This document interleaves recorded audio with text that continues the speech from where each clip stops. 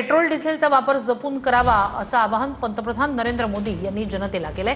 पुढील 1 वर्ष सोनं खरेदी करू नका असंही पंतप्रधानांनी म्हटलंय। आपल्याला परकीय चलन वाचवायचंय। युद्धाचा परिणाम पूर्ण जगभरात झालाय।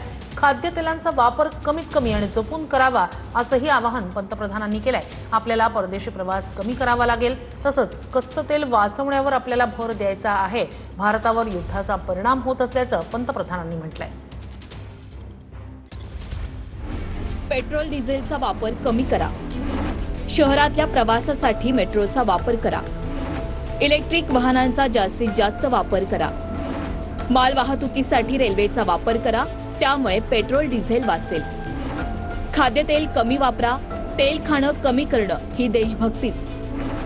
देशहितासाठी 1 वर्ष सोनं खरेदी करू नका। पुढील 1 वर्ष परदेश दौरा करू नका। परकीय चलन वाचवा।